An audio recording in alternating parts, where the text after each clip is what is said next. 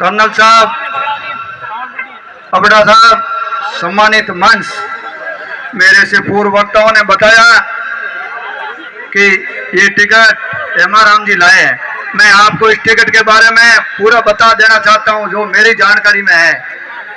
आज से 2 साल पहले एम आर राम जी ने इच्छा जाहिर की थी कि मैं इलेक्शन नहीं लड़ सकता, इस परिवेश में, जिस जगह जो राजनीतिक माहौल है, इस माहौल में मैं इलेक्शन लड़ने में समर्थ नहीं हूं। तो हाईकमान ने इनको कई बार कहा और एक बाईतू की सभा में कर्नल साहब और एम आर राम जी साथ में थे। वहाँ कर्नल साहब ने कहा कि मैं हार गया हूँ पिछली बार, एक बार मेरा मन है कि मैं जीतूं और उसके बाद मेरे को यदि मरना पड़े तो भी मेरा अच्छा है। इसी शर्त पे तब एम आर राम जी ने कहा, कर्नल साहब गुड़ा मालानी में इलेक्शन नहीं लड़ूंगा, मैं गुड़ा मालानी में इलेक्शन नहीं लड़ूंगा, मेरी परिस्थितियां वो है नहीं, इसलिए आप अपनी पार्टी से टिकट ले आओ और आप लड़ लो, कोई दिक्कत नहीं है।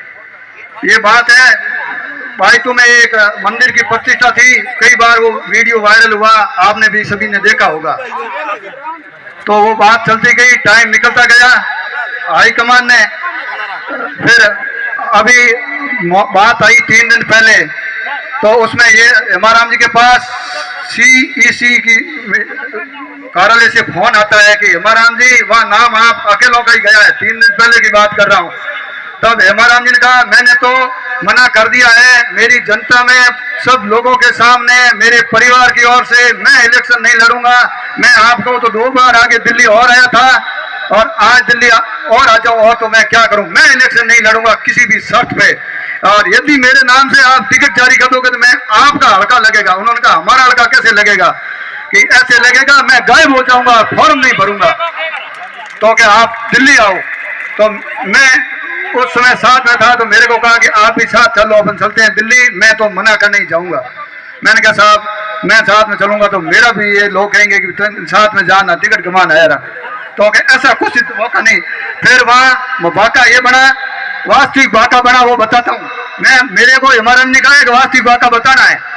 फिर वहाँ वाक़ा ये बना, नेशनल कमेटी है जो कांग्रेस पार्टी की टिकटें बांटती है, उन्होंने सर्वे देखे, आदमी की योग्यताएं देखी, तब वह आदमी कौन निकल सकता है। तो क्या कर्नल साहब, एम आर राम जी ने कर्नल साहब से पूछा क्या मैं इलेक्शन लड़ूं साहब।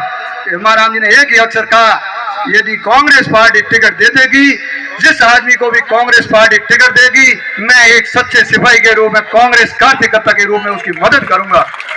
ये यहाँ मंच पे मेरे से पहलू कहा गया कि एम आर राम जी के कहने पे टिकट की दी गई। कर्नल साहब भी विराजमान है, एम आर राम जी विराजमान है, इनके भाषण होने हैं और मैं देश दे रहा हूँ। वहाँ ये बात तय हुई तो एम आर राम जी वहां से आगे कि भाई कांग्रेस पार्टी जो निर्णय लेगी गुड़ा मालानी की जनता के पक्ष में लेगी और मैं उनका सहयोग करूंगा, ये बात हुई थी। तो फिर कर्नल साहब ने जैसे टिकट पहले वहां रहे हुए हैं, इनकी बहुत पहुंच है सेंट्रल में और इन पे भरोसा किया और गुड़ा मालानी जनता ने कर्नल साहब को आगे 4 बार वोट दिए। कर्नल साहब को भी अपने पे भरोसा था और एम आर राम जी से उन्होंने फोन करके, एम आर राम जी आप क्या करोगे, कांग्रेस पार्टी यदि टिकट देगी तो मैं तन और मन से। फिर 30 लाख से धन आया तो एम आर राम जी ने मना कर दिया। ये कर्नल साहब मेरे सामने बैठे हैं कि धन वाला आप कहोगे तो मैं किसी से मदद करवा दूंगा, पर मेरे धन वाला नहीं, तन और मन से आप कहोगे तो मैं 25 तारीख तक आपके साथ रहूंगा। ये बात हुई थी। तब कर्नल साहब को मीटिंग, अपनी सबकी भावनाएं, कांग्रेस पार्टी की कार्यकर्ताओं की भावनाएं और सेंट्रल गवर्नमेंट, सेंट्रल में जो अपने हाईकमान है उन्होंने इनको टिकट दिया। मैं भी कर्नल साहब का तहे दिल से स्वागत करता हूं। हर कार्यकर्ता अपने आप में गौरव महसूस कर रहा है कि आज अपना 4 बार सबसे बड़ी सांसद भारत की पार्लियामेंट में अपना प्रतिनिधित्व किया, इतने बड़े अच्छे ईमानदार आदमी के हाथ में कमान दी है, तो अपना भी फर्ज बन जाता है कि अपन अपनी राजस्थान की विधानसभा में बहुत अधिक मतों से जीता करके भेजे। मुझे भी यहाँ बुलाया, मान सम्मान दिया, बोलने का मौका दिया, इसलिए बहुत बहुत धन्यवाद। राम राम साहब। एम आर राम जी को ज्यादा कह दिया हो तो माफ करें साहब।